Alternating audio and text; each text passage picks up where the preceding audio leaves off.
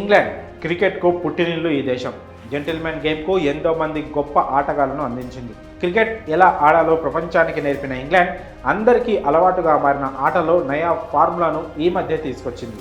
దాని పేరు buzz ball. టెస్టుల్లో ఈ పద్ధతిని ఫాలో అవుతూ ఆడుతోంది ఇంగ్లీష్ టీం. న్యూజిలాండ్ మాజీ బ్యాటర్ బ్రెండన్ మెకల్లమ్ ఇంగ్లాండ్ జట్టు కోచ్గా బాధ్యతలు చేపట్టిన తర్వాత బజ్ బాల్ను ఇంట్రడ్యూస్ చేశాడు. సింపుల్గా చెప్పాలంటే బ్యాటింగ్, బౌలింగ్లో ఫుల్ అటాకింగ్ మూడ్లో ఆడడమే బజ్ బాల్. టెస్ట్ క్రికెట్లో రిజల్ట్ తీసుకురావడం, అది కూడా 3-4 రోజుల్లోనే మ్యాచ్ల్ని ముగించడం ఈ ఫార్ములా ధ్యేయం. బజ్ బాల్తో క్రికెట్ నేషన్స్ అన్నిటినీ భయపెడుతున్న ఇంగ్లాండ్ తన కన్ను తానే పొడుచుకుంటోంది. ఈ ఫార్ములా వల్ల తలెత్తుతున్న సమస్యలు, కలుగుతున్న నష్టాలను గమనిస్తే ఈ విషయం అర్థమవుతుంది. బజ్ బాల్ వల్ల టెస్టులో ఇంగ్లాండ్ విజయాల శాతం పెరిగింది. డ్రా అయ్యే చాలా మ్యాచ్ల్లో రిజల్ట్ రాబట్టగలిగింది. ఈ క్రమంలో కొన్నిసార్లు ఓటములు ఎదురైనా ఆ ఫార్ములాను మాత్రం వేయడం లేదు. భారత్తో జరుగుతున్న ప్రస్తుత టెస్ట్ సిరీస్లోనూ దీన్నే ఇంప్లిమెంట్ చేస్తోంది ఇంగ్లాండ్. అయితే బజ్ బాల్ అంటూ మితిమీరిన దూకుడుతో ఆడుతున్నారు ఇంగ్లీష్ బ్యాటర్లు. దీనివల్ల సక్సెస్ ఏమో కానీ కొందరు ఆటగాళ్లు చాలా డిస్టర్బ్ అవుతున్నారు. Ben Stokes, Ollie Pope, Ben Duckett లాంటి 2-3 ప్లేయర్లు దీన్ని బాగానే అడాప్ట్ చేసుకున్నారు.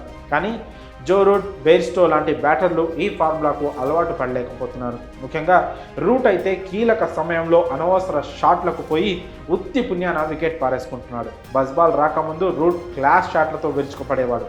తన టెక్నిక్ను నమ్ముకునే మెల్లిగా ఇన్నింగ్స్ను బిల్డ్ చేసేవాడు. కానీ బజ్ బాల్ వల్ల వేగంగా ఆడాల్సి రావడం, ఈ క్రమంలో తనకు అంతగా అచ్చిరాని రివర్స్ స్వీప్లను ఆడేందుకు ప్రయత్నించి అవుట్ అవుతున్నాడు. గత భారత పర్యటనలో అదరగొట్టిన రూట్ ఈసారి మాత్రం పేలవంగా ఆడుతున్నాడు. బెయిర్స్టో కూడా చెత్త పర్ఫార్మెన్స్తో నిరాశపరుస్తున్నాడు. ఈ సిరీస్లో రూట్ స్కోర్లు 29, 2, 5, 16, 18గా ఉన్నాయి. బెయిర్స్టో స్కోర్లు 37, 10, 25, 26, 0గా ఉన్నాయి. వీళ్ళిద్దరూ బ్యాట్ నుంచి కనీసం ఒక్క హాఫ్ సెంచరీ కూడా రాలేదు. తమ న్యాచురల్ గేమ్ను పక్కన పెట్టి ఎడాపెడా షాట్లు కొట్టేందుకు పోవడం, గేమ్ అవేర్నెస్ లేకపోవడం, మ్యాచ్ కండిషన్స్ కంటే బజ్ బాల్ను ఫాలో అవ్వడమే ముఖ్యం అన్నట్లుగా ఆడడం వల్లే వాళ్ళు విఫలమవుతున్నట్లు కనిపిస్తోంది. ప్రస్తుత ఇంగ్లాండ్ జట్టులో స్టోక్స్ను మినహాయిస్తే బ్యాటింగ్లో రూట్, బెయిర్స్ ఎంతో కీలకం. వీళ్ళు కొన్నాళ్ళు టెస్ట్ టీంను ముందుండి నడిపించాల్సి ఉంటుంది. అలాంటి వాళ్ళు ఒక ఫార్ములా కట్టుబడి ఆడడం వల్ల ఫెయిల్ అవుతున్నారనే విమర్శలు వస్తున్నాయి. రన్స్ చేయకపోతే ఎంతటి బ్యాటర్ అయినా మెంటల్గా డిస్టర్బ్ అవుతాడు. కాబట్టి ఈ సమస్యను ఇంగ్లాండ్ టీం మేనేజ్మెంట్ గుర్తించాలని సోషల్ మీడియాలో నెటిజన్స్ అంటున్నారు.